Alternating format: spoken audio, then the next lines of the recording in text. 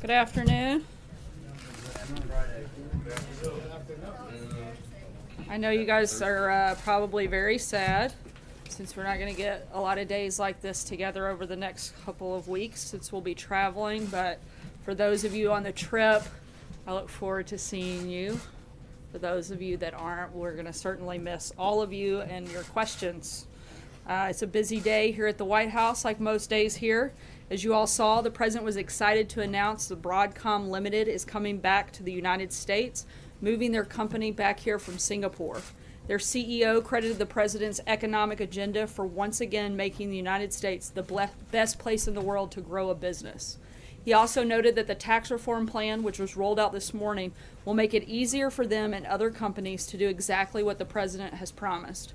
Bring back our jobs, bring back our wealth, and bring back our great American dreams. This morning, the president applauded the House Ways and Means Committee for introducing the Tax Cuts and Jobs Act, which is another important step toward providing massive tax relief for the American people. Our entire administration is working tirelessly to make good on our promise to the working people who built our nation to deliver historic tax cuts and reforms, the rocket fuel our economy needs to soar higher than ever before. Now, as you all know, the president is preparing to leave the country tomorrow for a 5-country, 10-day trip to Hawaii and Asia. This afternoon, we have with us the president's National Security Advisor, General McMaster, who will preview the trip and take some of your questions. Please keep your questions on topic. If you have other questions, the press team will be around this afternoon and throughout the next 10 days while the rest of us are on the road. Thanks so much, General McMaster. Thank you. Well, good afternoon, everyone. Hey, good to see everybody. Tomorrow, President Trump embarks on his longest foreign trip to date and the longest trip to Asia by an American president in more than a quarter century. This trip is a great opportunity to demonstrate America's and the Trump administration's commitment to the Indo-Pacific and our efforts to strengthen long-standing American alliances and expand new partnerships. The president has actively engaged leaders in the Indo-Pacific this year to address a range of strategic issues, including, most notably, the North Korean nuclear threat. Since taking office, President Trump has placed 43 calls to Indo-Pacific leaders and conducted bilateral meetings with Japan, South Korea, China, India, Australia, Malaysia, Vietnam, Indonesia, Singapore, and Thailand. This historic trip will build on that ongoing diplomacy. The president's trip will focus on 3 goals. First, strengthening international resolve to denuclearize North Korea. Second, promote a free and open Indo-Pacific region. Third, advance American prosperity through fair and reciprocal trade and economic practices. The United States remains committed to the complete, verifiable, and permanent denuclearization of the Korean Peninsula. President Trump will reiterate the plain fact that North Korea threatens not just our allies South Korea and Japan and the United States. North Korea is a threat to the entire world, so all nations of the world must do more to counter that threat. That is happening. But the president recognizes that we're running out of time and will ask all nations to do more. In particular, the president will continue to call on all responsible nations, especially those with the most influence over North Korea, to isolate the North Korean regime economically and politically, to convince its leaders that the pursuit of nuclear weapons is a dead end and that it is past time to denuclearize. And he will remind friend and foe alike that the United States stands ready to defend itself and our allies using the full range of our capabilities. The president will also use his trip to promote his vision for a free and open Indo-Pacific region. The president will make the case that respect for freedom of navigation and overflight, the rule of law, sovereignty, freedom from coercion, and private enterprise and open markets is the best model to increase prosperity throughout the region and to secure the freedom and independence of all nations. And of course, increasing prosperity of the American people is always one of President Trump's top priorities. Throughout the trip, the president will stress his commitment to free, fair, and reciprocal trade. He looks forward to working with partners across the Indo-Pacific region to ensure that governments do not unfairly subsidize their industries, discriminate against foreign business, or restrict foreign investment. This will help increase trade, reduce unsustainable deficits, and promote prosperity for the American people and the people of the Indo-Pacific region. A final point, and a point that's often overlooked, this trip, like all the president's engagements with foreign leaders, builds on previous accomplishments and on previous diplomatic efforts. One example I'll provide is that in Riyadh in May, President Trump delivered a historic speech to the leaders of more than 50 Muslim-majority nations. The president will interact with many of those same leaders at APEC or ASEAN, both of those conferences. He will reiterate three key U.S. counterterrorism pillars that he unveiled in that speech in Riyadh. First, deny terrorists safe havens and support bases. Second, cut off their funding. And third, discredit their wicked ideology. I think it's time for us to recognize that there's been significant progress on all three fronts. Raqqa and Mosul have been liberated and will soon no longer control territory and populations, as the United States has worked very hard with allies and partners to deny that safe haven and support basis, in this case to ISIS. Second, we should recognize that there's been considerable progress on terrorist financing. As you saw Secretary Mnuchin's visit to the region last week, during which he opened the Terrorist Financing Targeting Center. And then also, you've heard a lot of leaders across the world, and the president foremost among them, discrediting this ideology, this Islamist or Takfirist or Salafi jihadist ideology.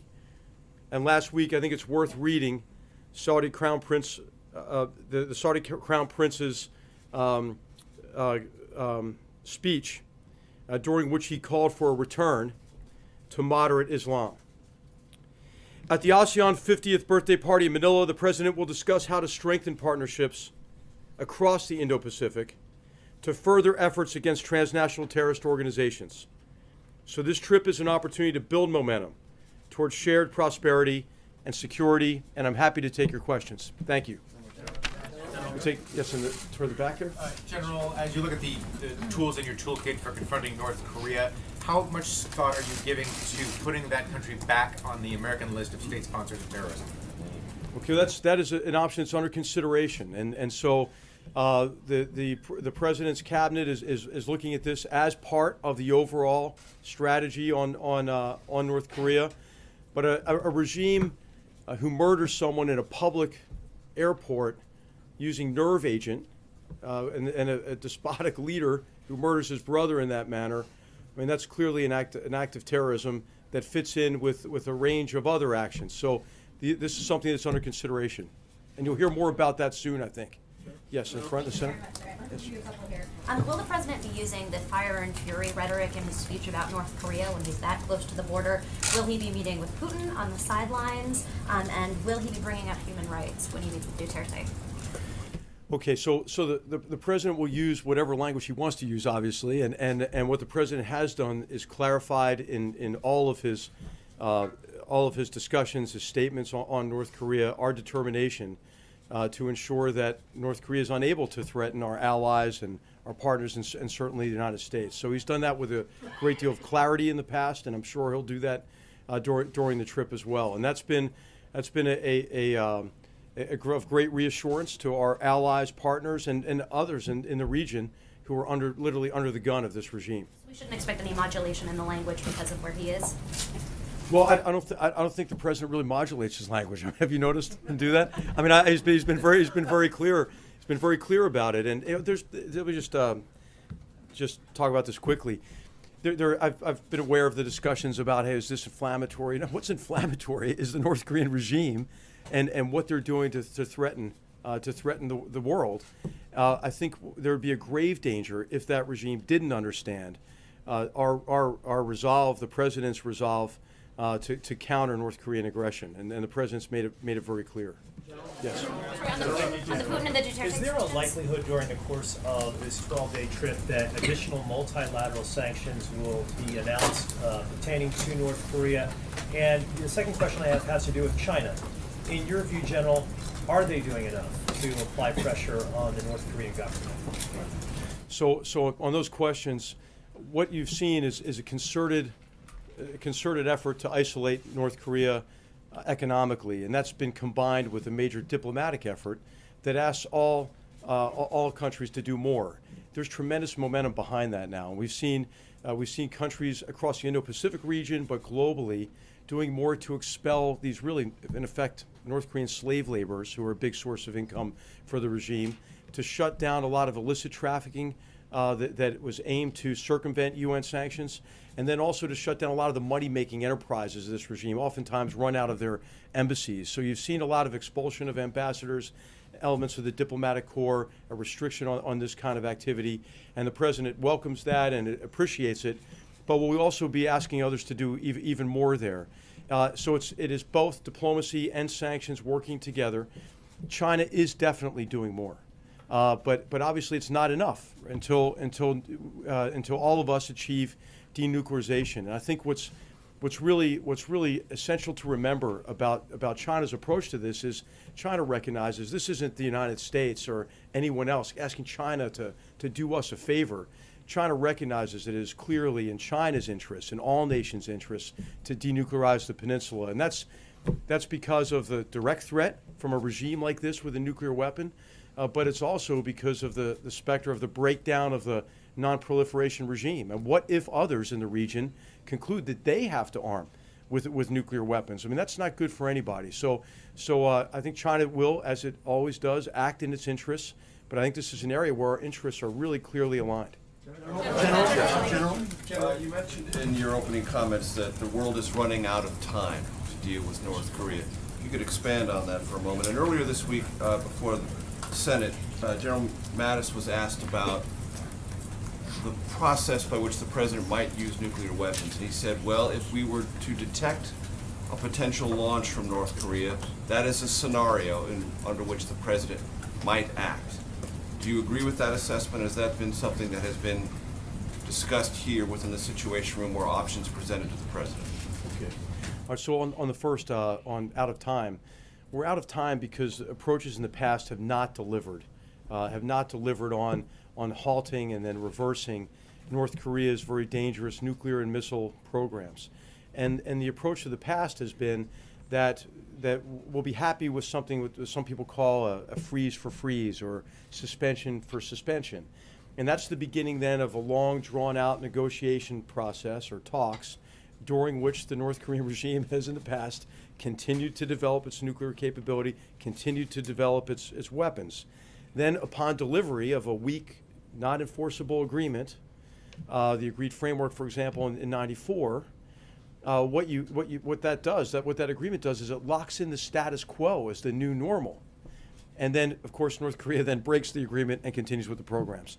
So we're out of time to do that because of how these programs have advanced over time. So what it's time for is a really concerted effort to do everything all of us can to resolve this short of military action. In terms of scenarios, the president's always very clear. He doesn't draw red lines. He doesn't forecast directly or say directly what he's going to do. But what he'll do is he'll do whatever it takes to protect the American people and our allies. I only raise that because overseas. General Mattis said it in open Senate testimony. Yeah, and so what is clear is that the United States will respond with all capabilities available to North Korean aggression, and they're appropriate to that Protecting scenario. something that might be happening. Gentleman in the center, in the back. Yes. Thank you, General. There have been stories coming out of North Korea and certainly parts of that part of the world that the North Koreans have targeted the president in different ways, and are you confident about his security, and have you heard any of the rumors about the targeting of him by Pyongyang? Well, you know, whenever the president travels, our team does an assessment. It will secure the president, and you know, we have extraordinarily capable forces in the region, and so that's routine for us, is to take all that into consideration. How do you assess President Xi now that he has consolidated his power? Does it make it easier to deal with him on North Korea or harder? Well, I think what the president will do is build on what was already a very strong personal relationship that they developed at Mar-a-Lago, and then also that build on a very substantive policy dialogue we had, especially on the security side, in Mar-a-Lago and in meetings since then, at the G20, for example, and in multiple phone calls between President Trump and President Xi. And I would highlight three elements of that foundation for the U.S., Chinese, really the multinational approach to North Korea. The first of these is a recognition that North Korea is not just a threat to the United States. Remember in the old days you'd hear, well, this is really a problem between North Korea and the United States. Well, everyone acknowledges, China especially, that this is a problem between North Korea and the world.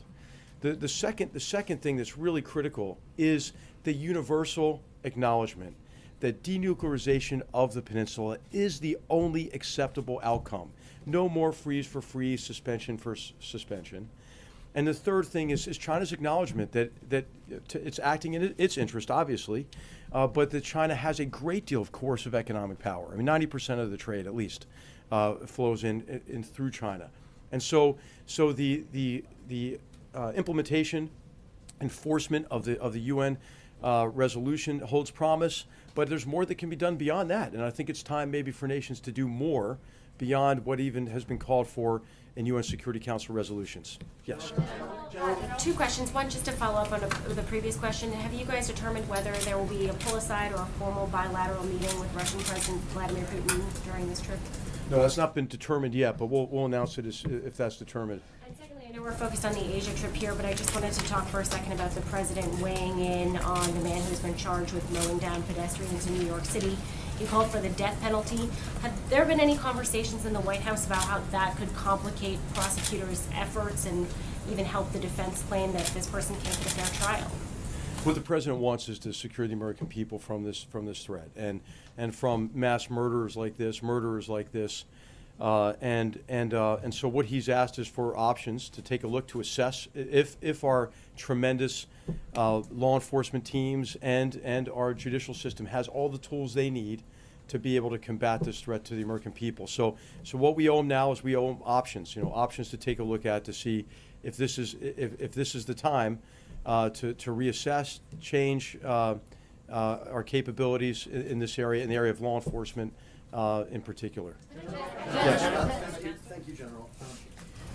At your opening statement, you spoke about a lot of different freedoms, but I did not hear anything on freedom of speech, freedom of expression, freedom of religion, and self-determination, democratic values. And what I'd like to know is, are these things no longer as important to the United States under President Trump? Is he comfortable with authoritarian regimes consolidating power and moving away from democracy as long as they can help us accomplish larger goals, such as with North Korea and on any other subject? So what you'll hear is the president, when he talks about sovereignty, talking about the sovereign nations protecting the rights of their citizens.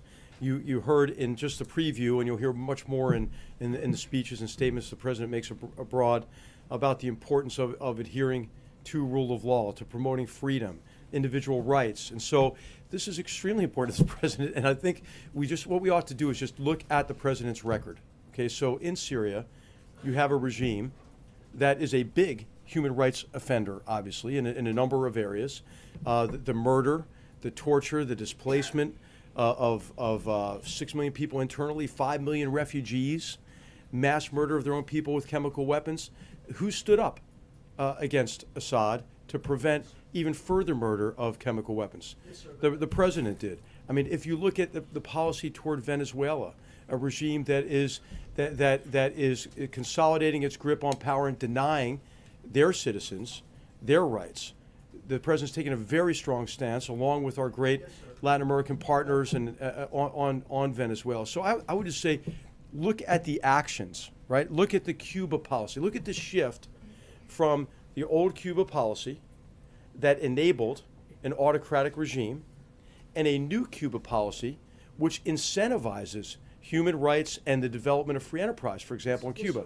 I've asked you actually in this room several times, because I'll bring it up again because you mentioned Venezuela, that the president and this administration has on many occasions condemned what's going on in Venezuela, but has not done the same thing with other leaders in the Philippines and in Turkey and also in Russia. The president seems to have no problem with some authoritarian regimes, but problems with others. And I'll ask you one more time, why is Venezuela different from Turkey or Russia or the Philippines? Well, I think what the president's focused on is being effective in advancing and protecting human rights and advancing the rule of law. You've seen him do that in his relationship with we've seen him do it quietly in every relationship. And so how much does it help to yell about these problems? It hasn't really delivered in recent history anyway.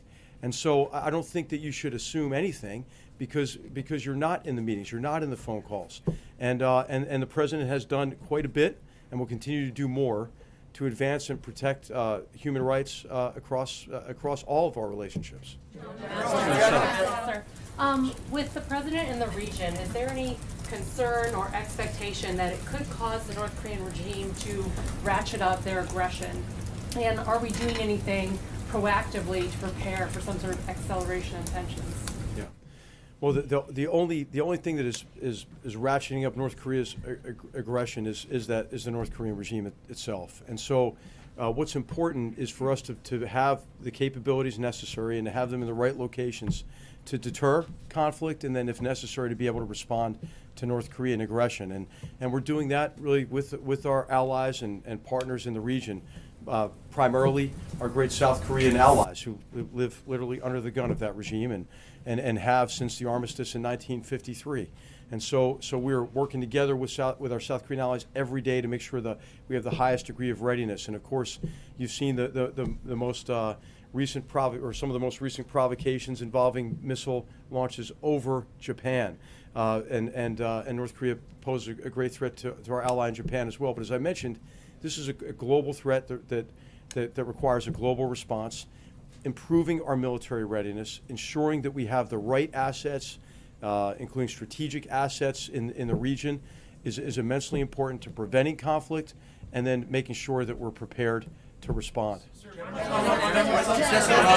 General, there are some foreign policy experts, some intelligence experts who believe that the only route to a negotiated settlement between the United States and North Korea that would have China's support would be a very strong pledge from the United States not to seek regime change in North Korea, and also to remove U.S. forces from the Korean Peninsula and provide other methods for South Korea's defense. Is that something that this White House would even entertain? Well, we're always assessing our strategies and policies based on the degree to which we think they're effective. Now, right now, we've said that the goal is denuclearization of the peninsula, period. And what you've seen is just the very beginning, maybe the end of the beginning of the president's strategy in the form of new sanctions in place now, much more work to do to isolate the regime diplomatically and economically. And I think we have to be a little patient here for at least a few months to see, what more we and others can do, including China, as some of you mentioned at the beginning.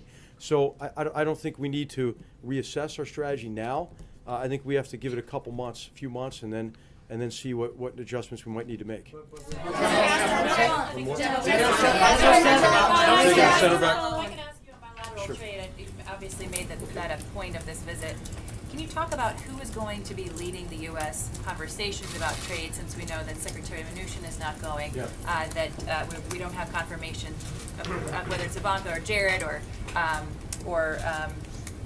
even the USTR. Can you talk about who's going to be leading those conversations? So certainly our USTR is going to be leading the discussions on trade. In terms of trade, economic development, economic practices, it'll be our USTR, and then at times it will be reinforced by other members of the president's team. But really, it is the president's trip, so the president is actually going to be leading the discussions on trade and on security, and the rest of us are just there to support really his engagements and to make the most out of the visits as we can. So thanks everybody. Thanks everybody. Can you stay for a couple others? Hey, Sarah. And we have a wrap.